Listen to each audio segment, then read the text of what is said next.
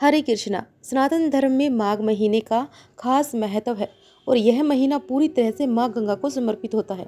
इसीलिए माघ महीने में रोजाना गंगा जी में स्नान करने का विधान बताया गया है। इस महीने में गंगा स्नान करने से साधक को अमोघ और अक्षय फलों की प्राप्ति होती है। इसके अलावा माघ पूर्णिमा के दिन गंगा स्नान किया जाता है। इस बार 144 साल बाद लगने वाले महाकुंभ का अमृत स्नान भी माघ पूर्णिमा के दिन किया जाएगा।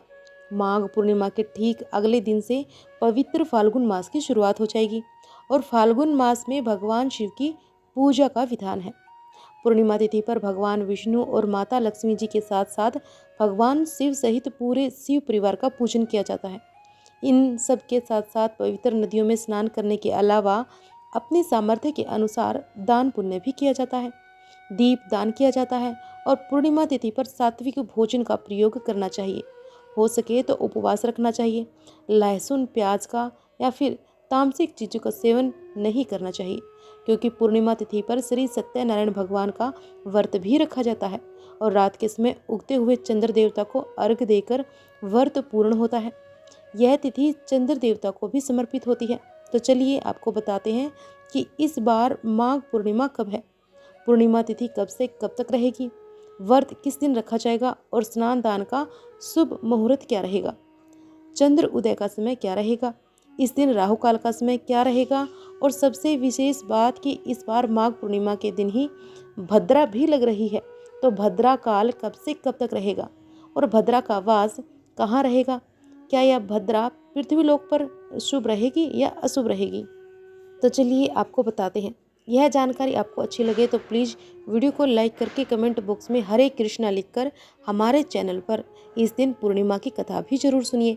पूर्णिमा तिथि प्रारंभ होगी 11 फरवरी मंगलवार की शाम 6:56 से और पूर्णिमा तिथि समाप्त होगी 12 फरवरी को बुधवार की शाम 7:22 पर। इसीलिए उदय तिथि के अनुसार इस बार पूर्णिमा का व्रत रखा जाएगा 12 फरवरी दिन बुधवार को और इसी दिन पूर्णिमा का स्नान दान किया जाएगा और श्री सत्यनारायण भगवान का व्रत और कथा का श्रवण भी इसी दिन किया जाएगा। अब जानते हैं पूर्णिमा तिथि पर रहने वाले मुहूर्तों के बारे में। पूजा के शुभ मुहूर्त इस दिन रहेंगे, जिसमें कि प्रातःकाल पूजा का मुहूर्त सुबह रहेगा 5:45 से 7:02 तक। संध्या काल की पूजा का मुहूर्त रहेगा शाम 6:09 से 7:26 तक। इसके अलावा गोधूली मुहूर्त में दीपदान करना चाहिए, पूजा करनी चाहिए और गौशाला में दीप दान करना चाहिए। तो गोधूली मुहूर्त रहेगा शाम 6:07 से लेकर 6:32 तक। चंद्र उदय का समय रहेगा शाम 6:14 पर। इस समय के बाद से आप कभी भी चंद्र देवता को अर्घ देकर व्रत खोल सकते हैं। 12 फरवरी बुधवार को सूर्य उदय होगा 7:05 पर। सूर्यास्त होगा शाम 6:17 पर। ब्रह्म मुहूर्त का समय इस दिन रहेगा सुबह 5:28 से 6:16 तक और इस बार शोभन और सौभाग्य योग का निर्माण भी इस दिन हो रहा है, जो कि सर्वत्र सिद्धि योग है और अपने आप में सारी मनोकामनाओं को पूर्ण करने वाला या फिर किसी भी शुभ काम को शुरू करने के लिए सबसे उत्तम मुहूर्त है। आप सौभाग्य योग में, जो कि सुबह 8:07 तक रहेगा और बाद में शोभन योग सारा दिन रहने वाला है।